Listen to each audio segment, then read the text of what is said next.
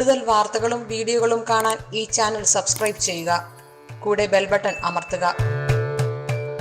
എൻ്റെ ഇന്നത്തെ ജ്യോതിഷ വിഷയത്തിലേക്ക് എല്ലാവർക്കും സ്വാഗതം.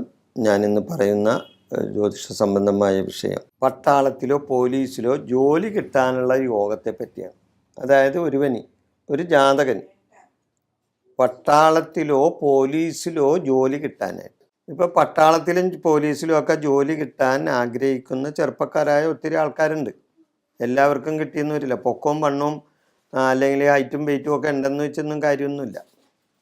ചില യോഗങ്ങളും കൂടി വേണം, എന്നാലും മാത്രമേ ഇവർക്ക് കിട്ടുള്ളൂ. ഇനി യോഗം ഉണ്ടെങ്കിൽ തന്നെ അതിന് പരിശ്രമിച്ചാലും മാത്രമേ കിട്ടുള്ളൂ. ഇന്നത്തെ കഥ അതായത് കരയുന്ന കുഞ്ഞിനെ പാലുള്ളൂ എന്ന് പറഞ്ഞ് ഒരു വചനമുണ്ടല്ലോ. അതേപോലെ പ്രവൃത്തി ചെയ്യണം, എന്നാലും മാത്രമേ കിട്ടുള്ളൂ.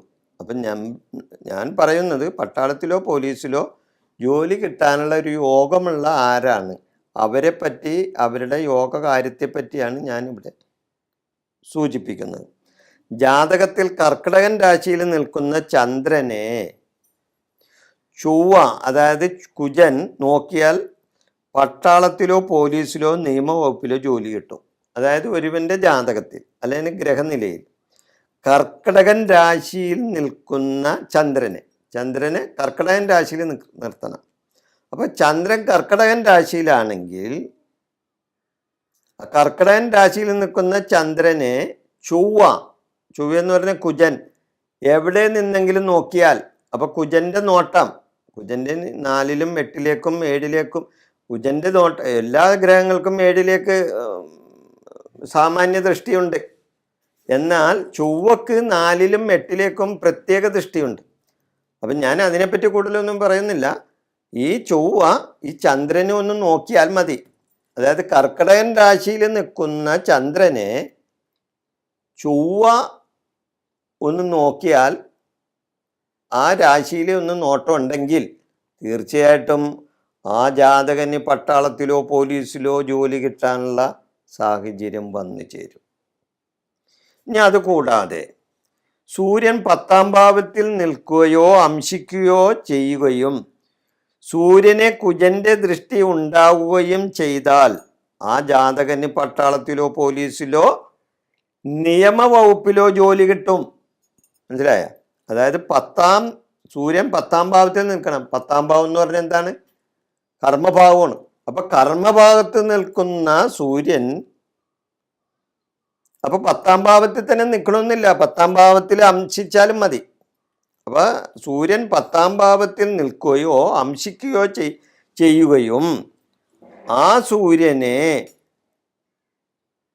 കുജൻ അതായത് ചൊവ്വ ദൃഷ്ടി ചെയ്യുകയും ചെയ്താൽ ആ ജാതകന് പട്ടാളത്തിലോ പോലീസിലോ അല്ലെങ്കിൽ നിയമവകുപ്പിലോ ജോലി കിട്ടും. നിയമവകുപ്പ് എന്ന് പറഞ്ഞാൽ കോടതി, അതേപോലെയുള്ള കാര്യങ്ങളിൽ ജോലി കിട്ടും. അതായത് ഒന്നും കൂടി വിശദമായിട്ട് പറഞ്ഞാൽ തലയിൽ തൊപ്പി വെക്കുന്ന ജോലി കിട്ടുമെന്ന്. ഞാനീ പറഞ്ഞ ജാതകത്തിലെ ആ ഗ്രഹനില അനുസരിച്ചുള്ള ജാതകന് തലയിൽ തൊപ്പി വെക്കാനുള്ള ജോലി കിട്ടും. സ്വന്തം പരിശ്രമവും പ്രയത്നവും കൂടി വേണം. ഞാൻ നേരത്തെ പറഞ്ഞല്ലോ, എന്ത് കാര്യമാണെങ്കിലും സ്വന്തം പരിശ്രമവും പ്രയത്നമൊക്കെ ഉണ്ടെങ്കിലല്ലേ അതിന് ഒരു ആക്കം കിട്ടുള്ളൂ. അല്ലാതെ എനിക്ക് ജോലി കിട്ടാൻ സാധ്യതയുണ്ട് എന്നും പറഞ്ഞ് ഞാൻ വീട്ടിൽ വെറുതെ കുത്തിയിരുന്നിട്ട് കാര്യമില്ലല്ലോ. അതിനുവേണ്ടി യോഗമുണ്ടെങ്കിൽ അതിനനുസരിച്ച് നമ്മൾ പ്രവർത്തിക്കുകയും കൂടി ചെയ്താൽ, അത് താൻ പാതി ദൈവം പാതി എന്ന് പറഞ്ഞ പോലെ നമ്മൾ അതിനു വേണ്ടി ശ്രമിച്ചാൽ തീർച്ചയായിട്ടും നമുക്കത് ജോലി കിട്ടും.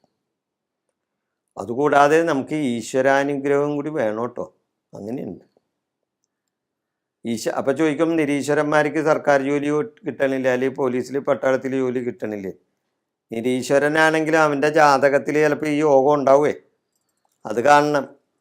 അപ്പോൾ ചിലരും ഞാൻ പട്ടാളത്തിൽ ജോലി ചെയ്യണമല്ലോ, എനിക്ക് ഈശ്വര വിശ്വാസമൊന്നുമില്ല, എനിക്ക് ജോലി കിട്ടിയല്ല എന്ന് പറയുന്ന ചില ആൾക്കാരുണ്ടാവും. ചിലപ്പോൾ അവൻ്റെ ജാതകം പരിശോധിച്ച് അറിയാൻ പറ്റും, ഞാൻ ഈ പറഞ്ഞ യോഗം അവൻ്റെ ജാതകത്തിലുണ്ടാവും. അതായിരിക്കുള്ളൂ. അപ്പം ഈ വിഷയം ഞാനിവിടെ അവസാനിപ്പിക്കുന്നു. അപ്പോൾ പട്ടാളത്തിലോ പോലീസിലോ ജോലി കിട്ടാനുള്ള യോഗത്തെ പറ്റിയാണ് ഞാനിവിടെ പറഞ്ഞത്. വിഷയം ഞാനിവിടെ അവസാനിപ്പിക്കുന്നു. നിങ്ങൾക്ക് നന്ദി.